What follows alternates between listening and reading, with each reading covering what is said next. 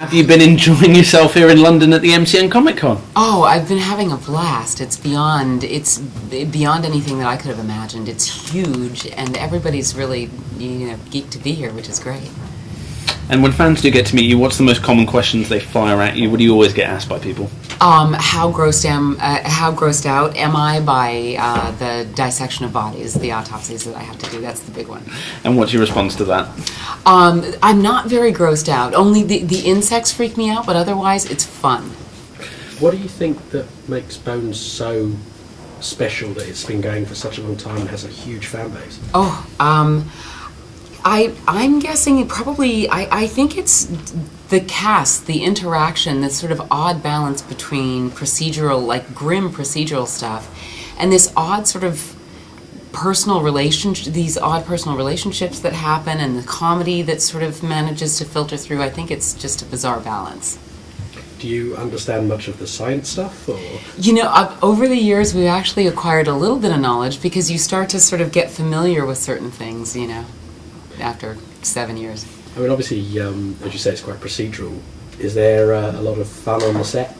Tons. I was just saying it's interesting because I don't think we realized it until well into third or fourth season.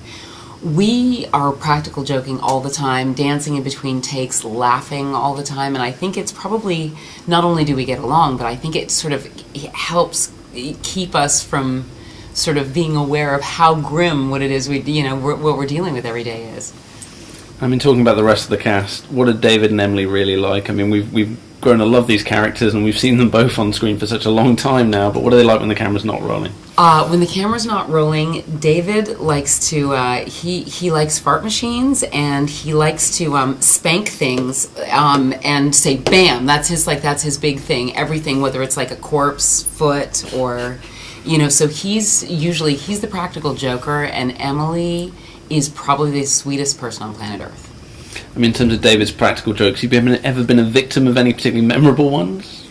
I don't think anybody's ever gotten him because he's usually on us, so no one's gotten him yet. But I mean, in terms of him getting you and the rest of the gang, what's he done to you guys? Fart machine. He got me with the fart machine, which you can see clearly it scarred me because it's. I sat down. I don't know whether it was in Emily's office, and it was like a nice, gigantic, bad, wet one. He got me good. And of course, I mean, you say Emily's one of the nicest people on the planet. What makes her so amazingly sweet? The fact that she is amazingly sweet. She's thoughtful. She knows, I know it sounds silly, but she knows every crew member's name. She knows their family. She, remembers birthdays. She says please and thank you. And I know this sounds very basic, but, she goes out of her way to make sure that everybody is taken care of, which is a very thoughtful, cool thing to do. I mean, talking about cool things, obviously, the show's been running for such a long time now. We've had so many episodes, and fans have their favourites. For you personally, are there any that, looking back, you're especially proud of or just have especially fond memories of making? Any episodes, or...? Yeah, I guess favourite episodes. I had fun with Aristu's parents. Have you guys gotten there yet? Am I revealing anything? I think we're okay. I think you can go ahead. Okay. Yeah. I had fun with them, and I had fun with the identity theft storyline. That was really fun for me to do. So the show's been obviously running for quite a long time now. What would you like to see next season happening? Man, hey, well, Cam developing maybe a drug habit, going to a mental institution. No, I don't know. There's not much we haven't covered, so I don't know where the writers are going to go. I mean, obviously, each character brings their own element to the show. For you personally, what do you feel you bring to the show? What do I bring to the show? I think I bring an appreciation. Cam seems to bring an appreciation of her team, and I think the audience sort of shares that appreciation. So the writers kind of always describe me as being the audience, the eyes and ears of the audience, like I witness the Jeffersonian team the way our fans would. And would you like to get out of the lab more? I love getting out of the lab. Here's the fun. We have so much fun doing the experiments in the lab that, you know, it's great to be there, and it's an awesome set, but, you know, TJ and I are getting out a lot more, and it's always fun to be like at the bottom of a well or be in the middle of a field finding some grisly, gruesome body, you know. And I always take pictures and say, "Mom, just another day at the office." You know, I get to send them to her. So. Was there a particularly memorable death in the show? Ooh, okay, it hasn't aired yet. You guys haven't seen it, but we find a very blown up, charred guy in an airstream that's pretty funky. Pretty funky. He's just kind of everywhere. And does the gore ever bother you? I think because our special effects guys, the Yeager brothers, are so good at what they do, we never imagine, when you read it, you can never imagine just how gory it's going to be until you get there. But thank goodness it smells like prosthetics, it smells like rubber, so you know you're not dealing with anything real, so mostly I'm just fascinated by it. I mean, what's been the most fascinating thing that you've got to poke around with? Well, I've gotten to do some pretty gruesome stuff.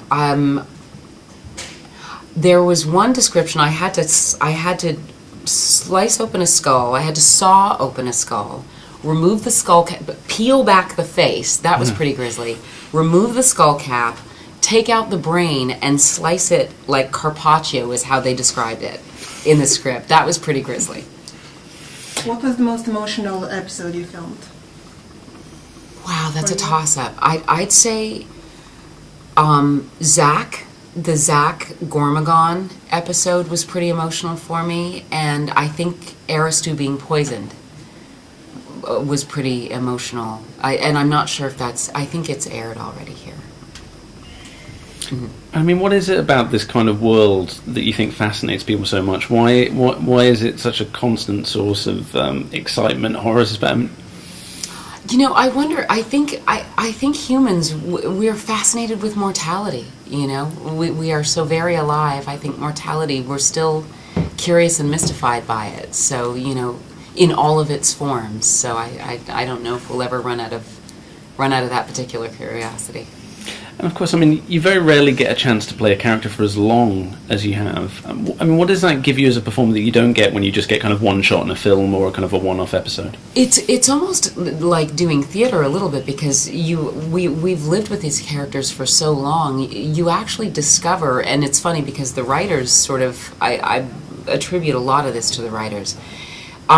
They start to add dimensions and layers as the seasons go on. So we're discovering the characters, you know, along with the fans, which is kind of interesting and fun.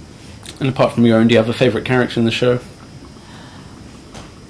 I really loved Vincent Nigel Murray. Oh, yeah. I think he was pretty, I'm not going to say my favourite Squintern, but I just thought he was pretty brilliant, and his death was so sad. And on a happier note, what else have you got coming up at the moment? Where else are we going to see you? My Bones is keeping us all pretty busy, so aside from like getting to pop over here for a minute, I'd go back to work in a month.